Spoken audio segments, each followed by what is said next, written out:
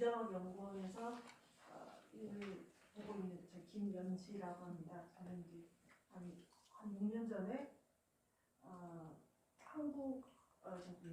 한반도를 둘러싼 강대국과의 전쟁, 완충 체계를 지정학적 완충 체계를 중심으로 해서 이제 그 전쟁들을 분석을 하는 논문을 썼는데 거기에 이제 임진왜란, 청일전쟁, 러일전쟁, 한국전쟁까지 이제 다 다루고 있습니다. 그래서 저는 이제 제가 얘기했던 게 아까 신영환 박사님께서 잠시 소개를 해주셨는데 완충 체계라고 해서 양쪽 강대국들이 지지적으로 가운데 있는 약소한 국가를 사이에 두고 그거를 이제 서로 먼저 차지하고자 하는 이제 경쟁이 이제 시작될 적에 완충 체계가 일어나고 그래서 결국에는 이게 그 강대국들의 세력이 비슷해지면 전쟁이 일어나더라 뭐 이런 구조를 가지고 나름대로 구조를 가지고 분석을 했었는데 근데 오늘 제가 이제 받은 이제 주제는 노엘 전쟁과 동북아 국제에서의 세계적 편입 이제 이런 주제를 갖고 생각을 해보다가 그 완충 체계라는 사실 저는 이제 한국 중심으로 해서 한반도를 중심으로 이제 이야기들을 쭉 해서 각자 이제 정책, 한반도 정책, 그다음에 그 한반도 이제 대응 뭐 이런 것들을 중심으로 쭉 풀었었는데 이것은 이제 제가 이제 제목만 보고 이제 느꼈을 적에는 정부와 국제질서가 이제 세계적인 국제질서로 표현되는 과정이면 이거는 사실 열강들의 이야기다라고 생각을 해서 한반도에 대한 부분은 거의 빼고 강대국들의 이제 경쟁 부분 중심으로 해가지고 한번 연구를 해보려고 정리를 했습니다. 근데 전체 주제를 보니까 지정학적 관점에서 본 한반도 전쟁사 이렇게 되면 한반도가 좀 들어갔어야 되지 않나 이런 이제 뒤늦은 후회를 해보게 되지만 이제 앞으로 이제 수정하면서 조금 더 보완하도록 하겠습니다. 한국지정학연구원은 소개를 조금 해달라고 하셨는데 한국지정학연구원은 한 5년쯤 전에 지금 광화문 쪽으로 이제 사무실을 두고 그 뜻이 있는 사람들이 모여서 강성학 교수님을 이제 이사장으로 해가지고 한국의 이제 저희가 한국의 여태까지 그 역사들 그리고 지금에 있는 그런 이제 외교적인 문제들 모두가 사실 지정학적인 원인에서 그 기인된 게 많다 이렇게 판단을 해서 그래서 앞으로 통일 문제까지 문제 모두 다 지정학적으로 한번 다뤄보자 이런 사람들 뜻을 모아가지고 연구원을 차리고 그다음에 계속해서 학술 회의도 하고 또 이제 또 세미나도 계속 하고 있습니다. 아직은 조금 미미하지만 끝까지 한번 계속 잘 해보도록 노력하도록 하겠습니다. 네. 그래서 발표를 시작하겠습니다. 앞쪽에는 이제 지금 청일전쟁하고 쭉 이어지는 거기 때문에 조금 중복되는 부분이 있는데 그 19세기 초까지 동아시아에서는 조공 책봉 제도를 기반으로 해서 천국이 패권을 가지는 단독 체제가 유지되고 있었습니다. 그런데 이 지역 질서가 두 번의 강대국 전쟁, 청일전쟁과 러일전쟁으로 큰 변동을 겪게 됩니다. 그래서 이 두 전쟁 모두 약소국을 사이에 두고 인접한 강대국들이 경쟁을 하는 이제 완충체계 구조 속에서 일어난 전쟁이었지만 청일전쟁은 사실 동아시아 지역 강대국들의 어떤 지역 패권을 놓고 벌인 전쟁이었고 러일전쟁은 세계적인 강대국들의 세력 경쟁이었다고 좀 다른 점이 있습니다. 그래서 청일전쟁으로 전통 지역 질서가 이제 와야 되고 러일 전쟁을 통해서 동아시아 지역의 경계가 완전히 허물어지면서 동아시아가 세계 정치 속으로 편입이 되었다 이렇게 보고 있습니다.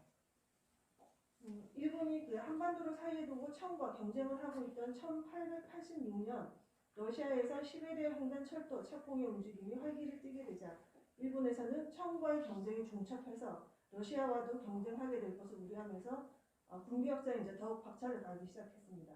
그래서 동시에 경쟁을 하는 것보다 일단 일본은 청국이 당면한 적이고 러시아가 가까운 미래의 적이라고 상정을 하고 그래서 미래의 적이 전면에 등장하기 전에 한반도를 먼저 점령해서 본토를 보호하는 완충지대인 동시에 대륙 진출을 위한 발판으로 삼고자 했습니다. 그러기 위해서 일본은 청과의 경쟁에서 우선 승리하고 러시아와의 경쟁을 준비해야 한다. 이런 이제 기본적인 국가 전략이 세워졌다고 보고 있습니다. 그 청일전쟁 직전까지 서양 열강들은 아시아에서 주로 상업적, 경제적 이익에만 관심을 가지고 있었습니다. 그래서 서양 강대국들은 세계적인 균형 전략의 관점에서 다른 강대국의 움직임을 주시했지만 두 지역 강대국 러시아와 청과 일본의 충돌에 대해서는 관망적인 자세만 보이고 있었습니다. 그리고 처음에 전쟁이 시작되려고 할 적에 유럽 열강들은 양국 병력을 비교해서 대부분 청이 우세할 것이라고 예측을 했습니다. 그런데 일본이 조선은 물론이고 중국 영토로까지 급격하게 팽창을 하자 간만 입장을 취해왔던 서구 열강들이 이제 우려를 하기 시작했습니다. 특히 그 만주 지역에서 그 핵심적인 이익을 가지고 있던 러시아는 일본이 요동반도를 점령하는 것을 이제 결코 용납할 수가 없었습니다. 그래서 1895년 4월에 러시아가 독일과 프랑스를 설득을 해서 일본의 팽창을 저지하기 위해서 이제 삼국 간섭을 선언하게 된 거죠. 그래서 이를 계기로 동북아시아에서는 일본과 러시아의 대립이 본격화되고 이들의 경쟁은 주로 그 만주와 조선에서 뚜렷이 나타났습니다. 그렇지만 이것은 단순히 청을 대신해서 새로운 대륙국가인 러시아로 이제 배치된 게 아니라 그 청일 전쟁은 오로지 이제 청과 일본의 지역 패권 경쟁이었지만 러일 전쟁은 배후의 행위자들이 큰 역할을 했습니다.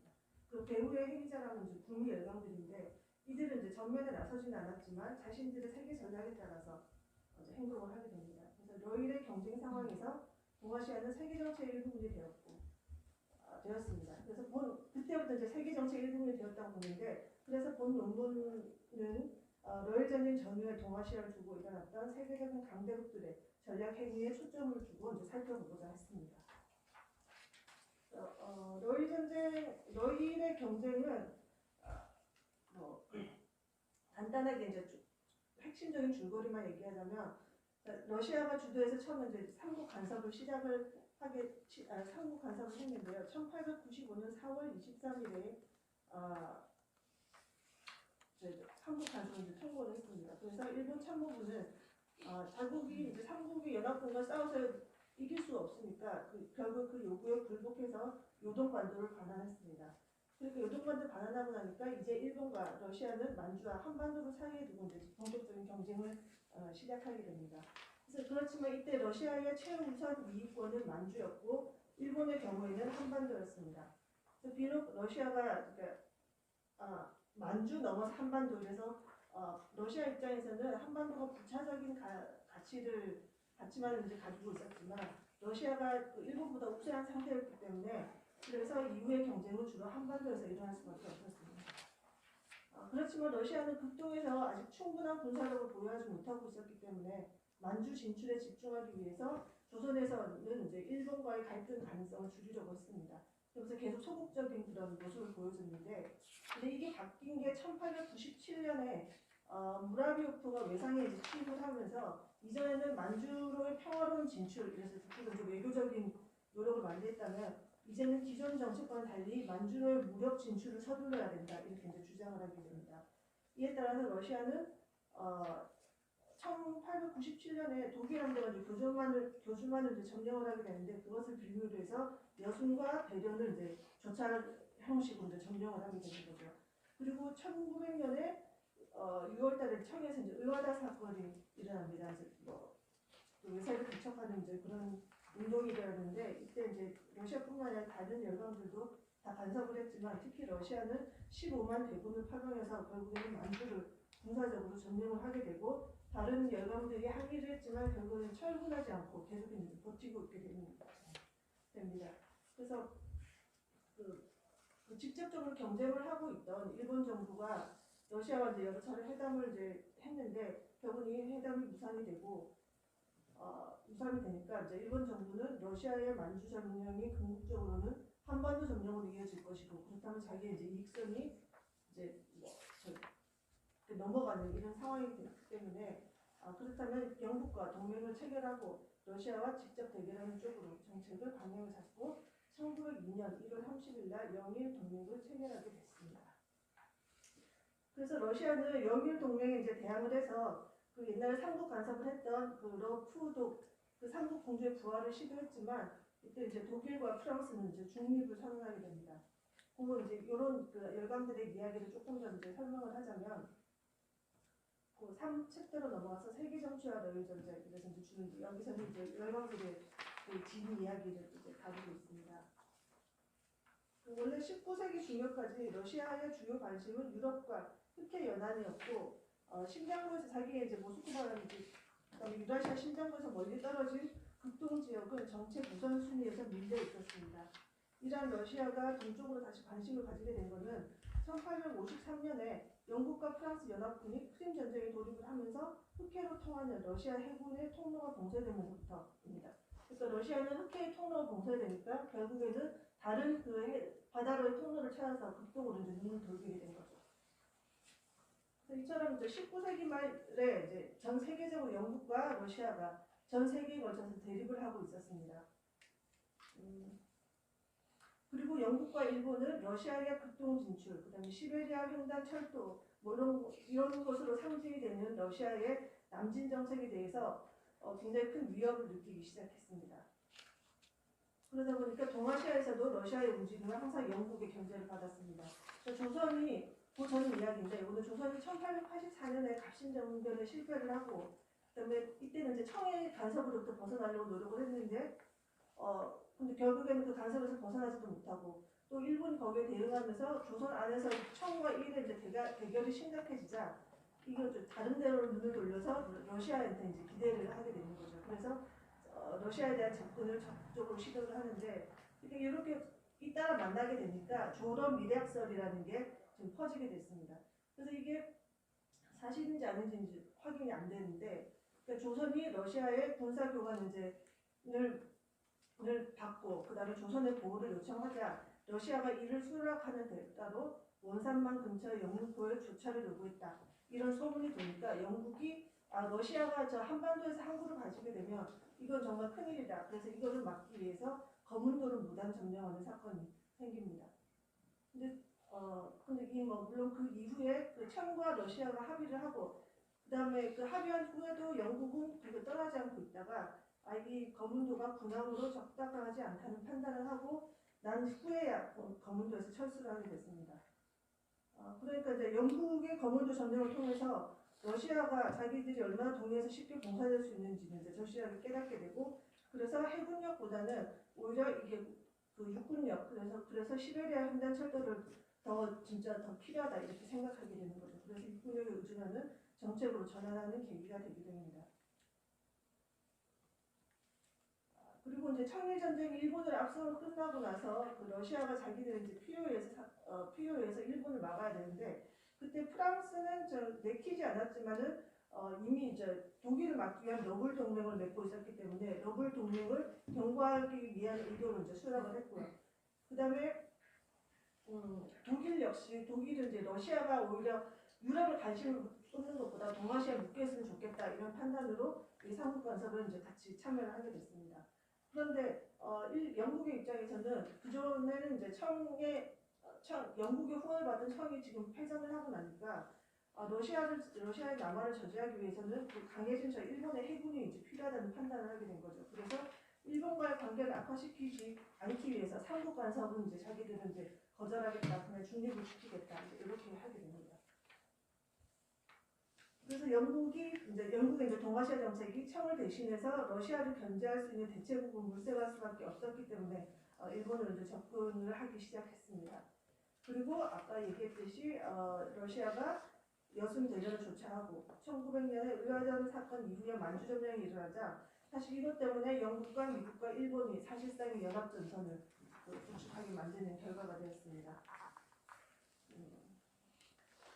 처음에는 그 영국은 이제 러시아를 견제하기 위해서 먼저 독일을 이용하고도 했습니다. 근데 독일은 이제 여기 이 동아시아에서 같이 이제 러시아가 대응하는 것에 대해서 되게 좀 소극적으로 나오니까 그러니까 러시아를 견제하기 위해서 러시아하고 직접적인 대립을 하고 있는 일본을 이용해야 될 필요성을 인식을 하게 있었고 더군다나 이제 독일 해군이 이제 급속하게 군비를 증강시키고 있는 상황이었고 그다음에 영국의 지배권을 보존하는 열강 세력들 특히 이제 또 미국이나 다른 세력들도 있었기 때문에 프랑스 이런 이제 세력들도 고려를 해서 동아시아에서 러시아와 프랑스 해군력에 대항하기 위해서 일본과의 동맹이 필수적이라는 그 주장이 내부에서도 힘을 가지게 된 거죠. 그래서 미국의 그 입장에서는 미국은 1898 되게 늦게 그 경쟁에 뛰어들었지만 1898년에 중국 진출을 위한 발판으로 필리핀을 점유를 하고 만주 진출을 꿈꾸고 있었습니다. 그런데 러시아가 1900년에 그 대군을 파견해서 만주를 점령을 하니까 뭐 세력 균형을 자신의 동아시아 정책의 기본 원칙으로 삼고 있던 루즈벨트로서는 만주에서 러일의 세력 균형을 유지하도록 하기 위해서 먼저 영국과 협력하고 일본을 지원할 수밖에 없었던 이제 그런 기상이 나오게 되는 거죠. 그래서 영국과 일본이 일단 동맹을 영일 동맹을 체결하자 그 러시아도 곧장 움직였습니다. 그래서 프랑스와 독일의 이제 삼국 공존 부활을 하려고 했는데 일단 독일 정부는 이것은 독일의 상업적인 이익에 유해하다, 도움이 되지 않는다. 그래서 러일 갈등이 발생할 경우에 엄격한 중립을 지키겠다 이렇게 선언했고요. 프랑스는 그 러시아와 동맹 관계를 유지하고는 있지만 사실 영국과도 그 아프리카에서 협력해야 될 일들이 많았습니다. 그러다 보니까 그리고 또 프랑스가 러시아와 동맹을 맺은 것도 사실은 독일을 견제하기 위한 거였는데 이 동맹 때문에 러시아하고 일본이 동아시아에서 전쟁이 일어났는데 거기에 프랑스까지 말려든다. 이렇다면 자기들이 동아시아에서 신경 쓰는 사이에 독일이 자기 국경을 맞대는 독일이 무슨 일을 할지를 모르는 거죠. 그러니까 이걸 피하기 위해서 결국에는 영국과 프랑스가 우호 협상을 체결하게 됩니다. 그래서 프랑스는 러시아하고 비록 동맹관계에 있었지만 영국과 우호 협상을 명분으로 해서 러일 전쟁이 일어나더라도 자기들은 러시아를 지원할 수 없게 된다. 그래서 우리는 중립을 해야 된다. 이런 식으로 해서 이제 발을 빼게 됩니다. 간단히 살펴본 바와 같이 러일 전쟁은 사실 러시아와 일본만의 전쟁이 아니었습니다. 그래서 북미 열강은 각자의 전략과 삶에 따라서 개입과 중립을 선택했고 그들의 선택이 전쟁에 큰 영향을 주게 되고 있습니다. 특히 영국은 사실상 전쟁의 시작과 결과를 결정한 것이나 다름없었습니다. 영일 동맹을 체결함으로써 그 전까지는 계속 러일 경쟁에서 일본이 밀렸었는데 그 동맹 체결 이후에 일단 삼국 간섭 체제가 완전히 와해가 됐고 러시아를 사실상 외교적으로 고립시킬 수 있었습니다.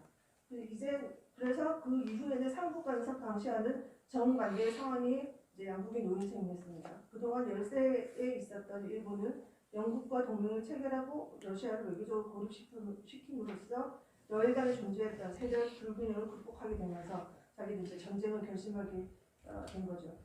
또한 영국은 그 동맹 이후에 일본의 전력 증강에 직접적인 도움을 많이 줬고요.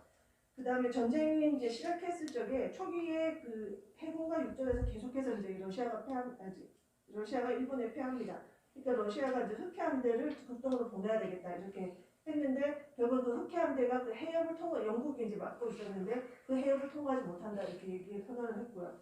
그 때문에 러시아는 거리상으로 훨씬 멀리 있는 이제 발틱 함대를 보내기로 했는데 이 발틱 함대도 결국은 영국이 통제하고 있던 스웨즈부 운하를 이제 통과하지 못하게 됐어요. 그래서 이렇게 쭉 돌아가지고 희망부를 돌면서 약 1개월의 항해를 추구하게 되면서 결국에는 그 승리를 전세를 역전시키지 못하고 이제 패하게 되는 그런 상황이 된 거죠. 네, 그래서 이제 이런 식으로 러일 전쟁은 러일 전쟁으로 동아시아 지역은 본격적인 세계 정치의 주요 무대가 됐습니다. 그렇지만 러일 전쟁에서 이제 일본이 승리해서 동아시아 정치 질서가 세계적으로 확장한 이런 게 아니고 마지막까지 사실 독자적인 지역 정치 질서를 유지하고 있던 동아시아가 외부 세력의 침투로 이제 서구 중심의 국제 정치 질서로 편입된 것이라고 이렇게 보여집니다. 그래서 러일 전쟁 전후 북미 열강의 정치적 침투로 지역 정치의 경계가 완전히 허물어지고 동아시아는 본격적인 세계 정치의 주요 무대가 된 것입니다. 그리고 여기 논문에서 아직 저는 다루지 않았는데 사실은 저는 이제 이걸 시작하면서 생각했던 게 이때부터 시작된 열강들의 물론 그 전부터 있었지만 열강들의 계산이 결국은 1차 세계대전, 2차 세계대전까지 전부 다 계속하면서 이합집 싸나면서 이렇게 역사를 만들어 왔다 이렇게 보는 관점으로 조금 더 심도있게 연구를 해볼 생각입니다. 반갑습니다. 저는 아시는 분들이 많이 알고 오랜만에 조성원 우리 원장님도 이전에 세미나 때 뵙고 했습니다. 저는 국가무술연구원은 제가 22년째 다니고 있습니다. 그 전에 제가 바로 아연에 있었습니다. 남강규 박사님 바로 옆에 있어서 2층에 제가 연구실이 있었습니다. 1년 정도 아세아 연구소 연구원으로 있다가 22년 전에 98년도에 취직이 돼서 제가 국가원으로 전략을 떠났습니다. 떠날 때 우리 남 박사가 손수건을 흔들면서 잘 가라고 했었는데 이제 다시 몇 년 후에 제가 다시 돌아올 때가 된 것 같습니다. 그리고 요즘 오랜만에 우리 강승하 교수님 은사하시는데 정말 이 널전쟁 외교사의 대가신데 제가 80년대 대학 다닐 때 외교사를 수업을 정말 너무 재밌게 듣고 있어요. A 받았던 기억나고 또 영어 수업도 많은 사람들이 C 받을 때 제가 또 A를 받았던 기억도 나고 되게 목이 오니까 자랑하고 싶은 생각이 순간 들었습니다. 확실해요? 그 전달 정말 면 강사십시오, 강사님. 이 우리 김현지 박사님 글 보면서 참 옛날 생각도 나고 여러 가지 생각이 많이 났어요. 그 럴 전쟁은 정말 저 이걸 확실히 느꼈어요. 러시아가 질 수밖에 없었다. 김현지 박사님 말씀한 대로 미국, 영국, 프랑스, 독일 다 러시아를 배척하고 일본을 다 지원했고 가보니까 우리가 한일협방 되고 일제 식민지 되는데 제일 귀한 아주 얄미운 나라가 영국이네요. 그러니까 이쪽에 보니까 영국만 안 했으면 그 러시아가 일본이 이렇게 쉽게 러시아를 꺾지 못했을 텐데 아주 얄밉게도 흑해함대도 극동으로 못 온다. 발틱 함대도 스웨즈 운하로 못 지나간다. 그래서 희망봉을 돌아서 오기까지 꽤 많은 시간이 걸려서 제가 어떤 책을 보니까 그 러시아 해군은 이미 지칠 대로 다 지쳐 있고 그 바다에 그 해안 동안 오랫동안 바다에 있었기 때문에 이미 배멀미 때문에 싸울 의지와 능력도 전혀 안 되는 그런 군대였고 일본은 바로 옆 나라 옆에 있기 때문에 항해로 바로 진격해서 충분히 이길 수 있었다. 근데 이거를 김현지 박사님 그런 거를 많이 좀 일부 주문하면서 다시 한번 참 일본, 영국이 괘씸하기도 하고 또 최근에는 제2차 영일동맹을 맺어서 지금 일본하고 영국이 해양 함대 훈련도 하고 군사 훈련도 하고 군사 교류도 지금 활발하게 하고 있거든요.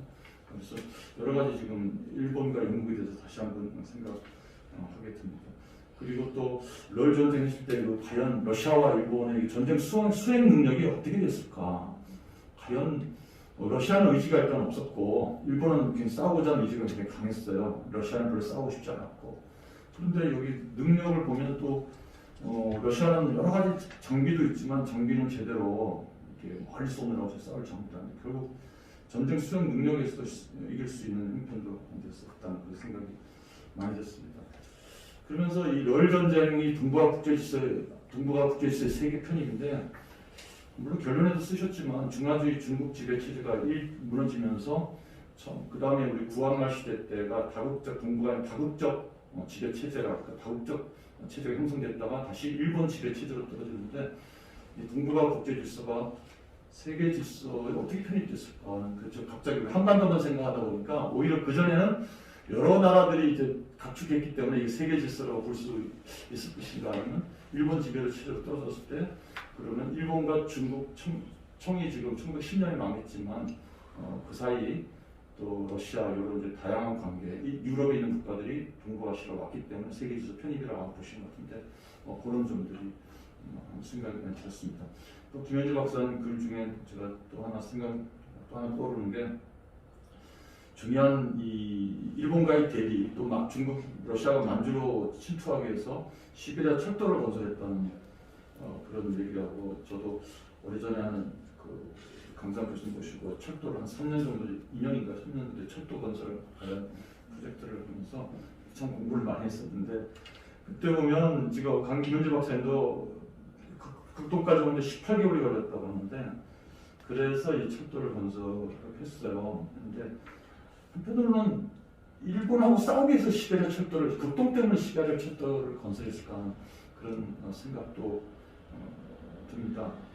이 시베리아 극동기에서 모스크바를 물자 수송하기 위해서인가 아니면 극동 여러 가지 국내적 어떤 통합을 위해서 철도를 건설하는 그런 이유도 있을 것이고 국내 자원들을 극동도 물론 필요했을 것이고 중부 지방에 있는 그쪽 물자도 많이 모스크바로 대륙으로 갖고 오려고 했을 겁니다. 그러면서 이제 철도 건설하면서 순간 또 떠오르는 게 러시아는 대표적인 관계잖아요. 우리나라는 이제 표준계입니다. 근데 러시아가 이 철도를 건설하면서 관계를 건설한 게 이 프러시아, 독일이 표준계입니다.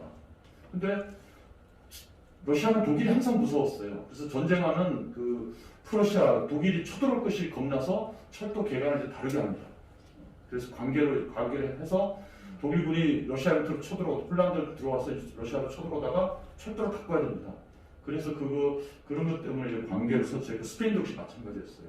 스페인도 관계를 설치한 게 이 다른 나라가 프랑스나 독일이 쳐들어오지 못하게 했었는데 이제 그래서 시베리아 철도 건설 보면서 이 철도의 어떤 정치 경제적 그런 역사 그런 게 생각나면서 우리 한반도를 생각해 보니까 일본은 표준계로 우리 경부선 경의선을 부설했거든요. 왜냐하면 이 그때 철도 부설권을 일본이 가지게 되는데 하마트 뭐 좋은 건지 나쁜지 하마트는 러시아가 그 철도 부설권을 이제 일부 가져갔어요. 맨 처음에는. 그런데 러시아가 그 철도를 했다면 우리가 관계로 됐을 거예요. 그러면 우리는 러시아 철도하고 완전히 연결되는 그런 시스템인데 다행인지 아닌지는 모르겠지만 어쨌든 일본인이 철도를 맡게 되면서 우리 중국과 동시에 연결되는 중국이 만주를 쳐들어가게 해서 철도를 표준계로 같이 깝니다. 중국하고. 그래서 우리는 중국하고 같이 연결되는 어떤 중국하고 같은 생활권, 경제권을 형성하게 됐어요. 그러면서 이 극동 지역에서 우리 김현지 박사님 글에도 나오시겠지만 그 만주로 쳐들어가고 또 방어 체계를 강화하기 위해서 이 철도를 했다. 그런 이제 표현이 나오길래 그렇다면 이 시베리아 철도는 극동의 어떤 여러 가지 극동의 여러 가지 상황하고도 매우 관계가 되겠구나라는 제가 생각을 많이 배우게 됐습니다.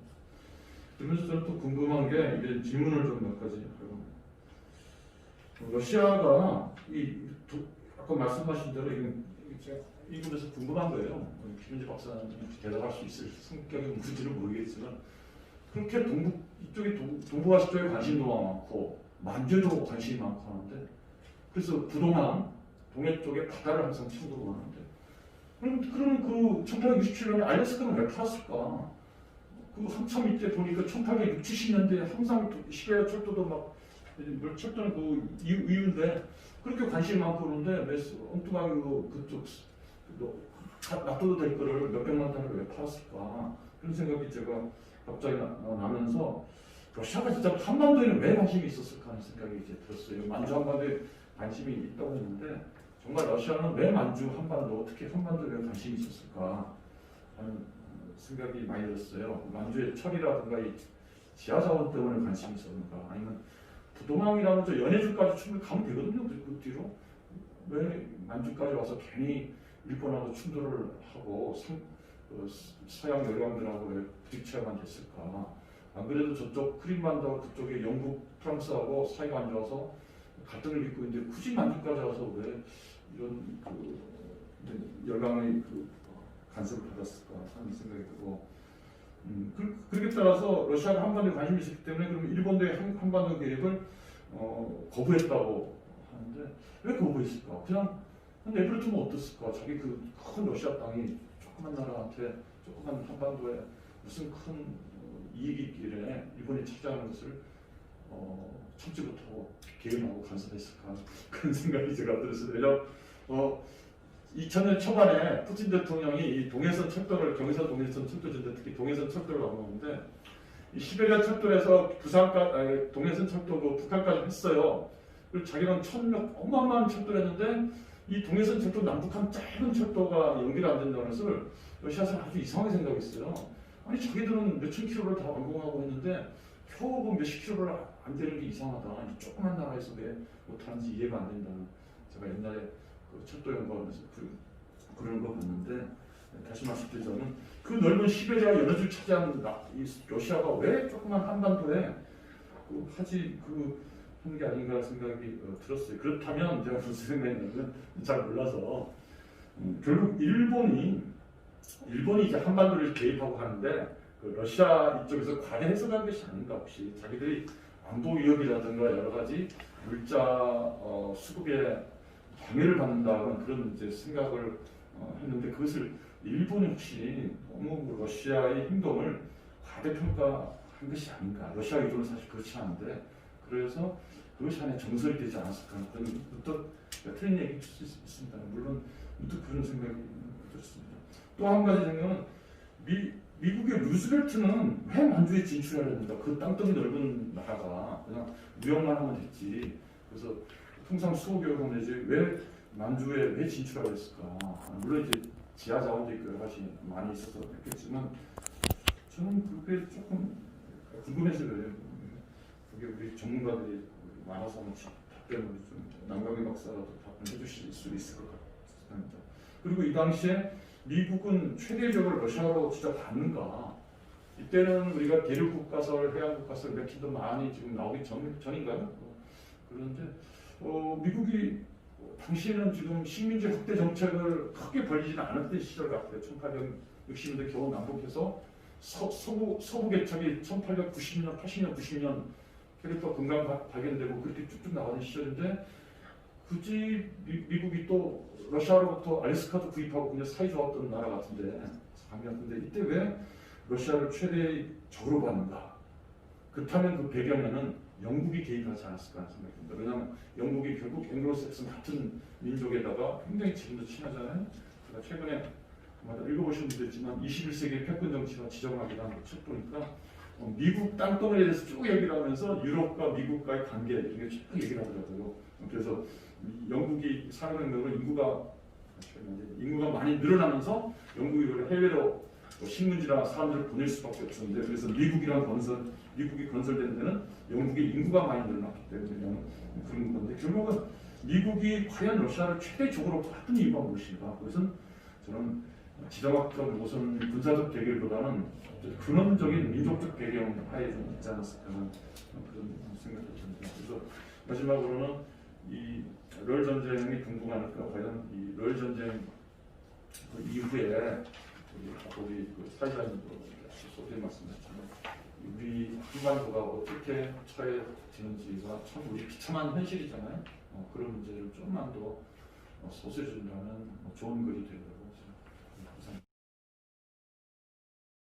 생각합니다. 크게 제가 대답할 수 있는 건 이제 두 가지만 간단하게 얘기하자면 일단 알래스카는 왜 파는지는 잘 아직 거기까지 연결도 생각하는 게 아니고요. 대답 안 해도. 네. 그다음에 러시아가 동부가 만주에 관심 많은데 한반도에 뭐 관심을 가졌을까? 또 왜 이게 진짜 중요하게 여겼냐 이렇게 이제 말씀하셨는데 제가 여기 아마 자세하게 설명 못한 것 같은데 러시아는 그 역사적으로 보면 그 일본과 경쟁할 당시에 항상 그 만주와 그러니까 둘 사이에 만주와 한반도가 있었습니다. 근데 러시아 입장에는 만주가 훨씬 중요하고 한반도는 만주를 지켜주는 강파제, 그러니까 완충 존이었다면 일본 입장에서는 더 가까운 쪽이 더 중요하니까 조선이 훨씬 중요하고 만주가 이제 덜 물론 중요하지만 그다음에 그 다음에 이제 2차적인 중요성을 가지게 되는데 그래서 러시아는 자기가 처음에 이제 러시아와 일본이 경쟁이 시작했을 때 삼국건설 2부로 이제 시작을 했기 때문에 러시아가 훨씬 이제 세력이 이제 일본보다 좀 강했다고 생각을 하거든요. 근데 굳이 이 조선이 크게 필요하진 않지만 자기들이 강한 입장에서 이 조선을 양보할 필요가 없었던 거죠. 그래서 계속 이제 지키려고 했던 건데 그렇지만 적극적으로 또 하진 않았습니다. 전쟁까지 갈 일이 없기 때문에 적극적으로 하지 않았는데 근데 나중에 경쟁을 하다가 처음에는 이제 일본에서 이제 조선을 반으로 나누자고 제안을 했다가 나중에 이제 만안견으로 나왔다가 이렇게 점점 이게 경쟁하는 그 선이 점점 올라가게 되거든요. 저는 그거에 따라서 이 그 양국의 세력이 점점 이제 바뀌고 있다고 이제 판단을 했고요. 그래서 러시아 입장에서는 끝까지 이 중간에 그 조선이라는 거는 러시아 입장에서 방어적인 그 여기 최후의 먼저 방어선이라고 봤고 일본의 입장에서는 자기들도 방어지만 여기서는 조선을 먹고 저쪽으로 이제 더 발판 확장해 나갈 수 있는 발판이 되는 거죠. 그러니까 세력이 쓸 때는 확장해 나갈 수 있는 발판으로 보는 거고 세력이 약할 때는 적이 여기를 이제 그러니까 가지지 못하게 하는 거부선 이렇게 저는 보고 있습니다. 그다음에 이제 미국이 러시아를 최대한 적으로 받는 이유 그다음에 루즈벨트 만족하죠. 네네 루즈벨트가 이제 한데 루즈벨트 때 이미 이제 마한이 나왔었고 제가 알기로는 마한과 루즈벨트가 꽤 친한 사이여가지고 정책적인 그 조언을 많이 그 책으로부터 그 해양역의 역사에 미치는 영향 그 책으로부터 많은 영향을 받았던 것 같습니다. 그래서 루즈벨트가 대통령이 되면서 일단 그 제국주의 경쟁에 적극적으로 뛰어들기 시작하는데 그런 거기 이제 참고가 되지 않았을까. 그다음에 근데 만주를 왜 그렇게 중요하게 생각했느냐 거기에 대해서는 제가 조금 더 연구를 더 보완을 해가지고 이제